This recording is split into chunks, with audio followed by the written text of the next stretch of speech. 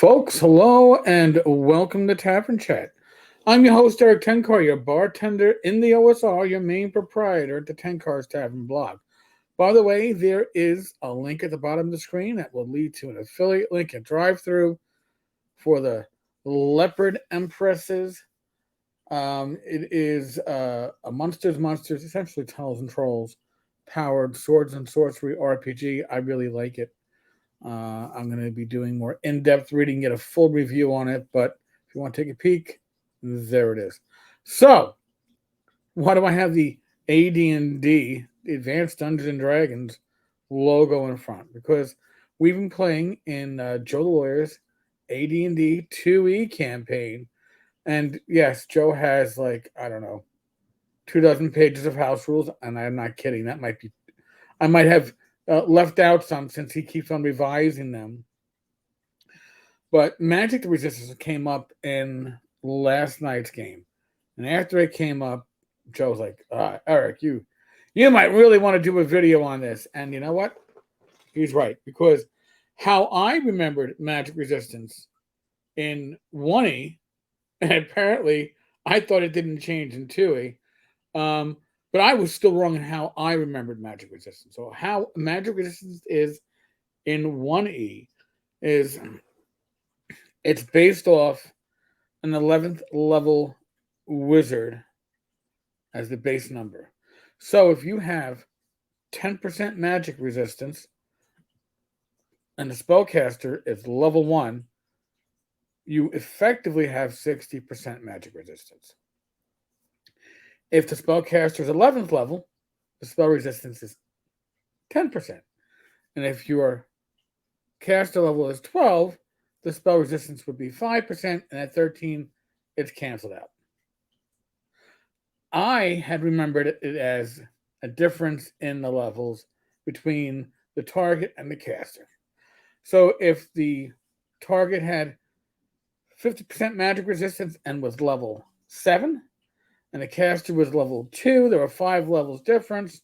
Caster was lower in level, it was 75%. And if the target was level 7 and the caster was level 12, the difference was 5 in favor of the caster and 25%. That's how I remembered it. Apparently I remembered wrong.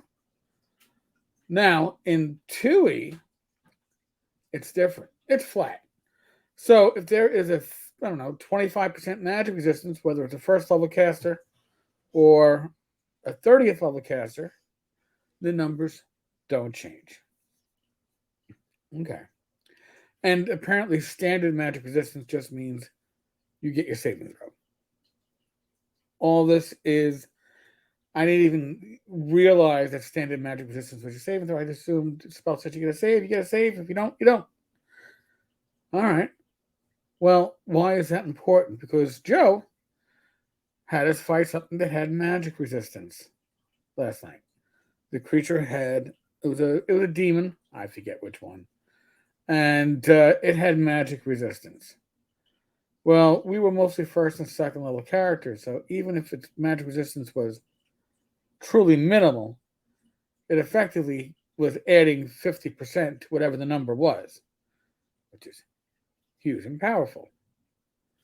Or at least that's how it would have played out, because Joe likes the 1E magic resistance system. However, because we were playing 2E for last session, and last session only, because it hadn't come up yet, we went by the 2E rules, which meant that I think it had 20% magic resistance.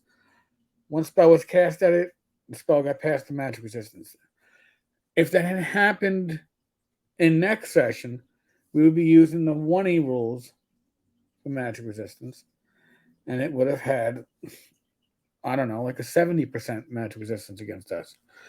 It is very powerful, according to the 1E rules, against low-level characters.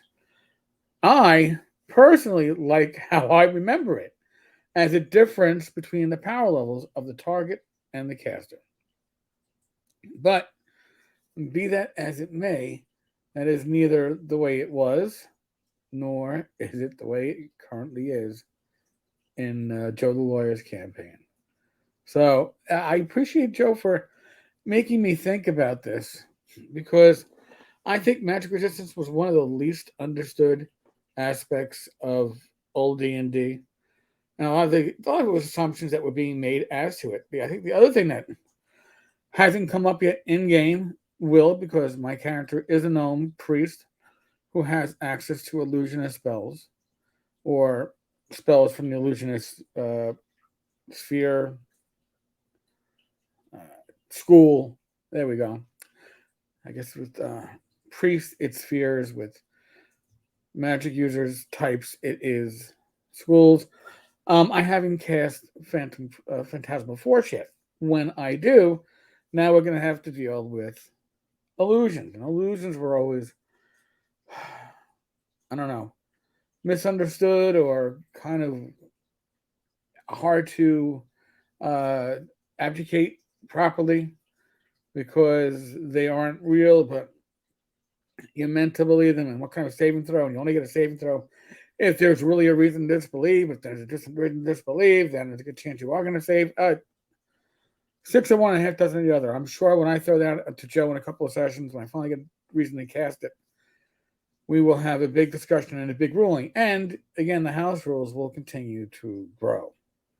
It reminds me of when I was working, and our patrol guide got larger and larger every year because of new rules, new situations that came up, and they had to add a rule for it until it got so large and so convoluted they just had to write a whole new one. And I think that's what happened with AD&D going on to D&D, second edition.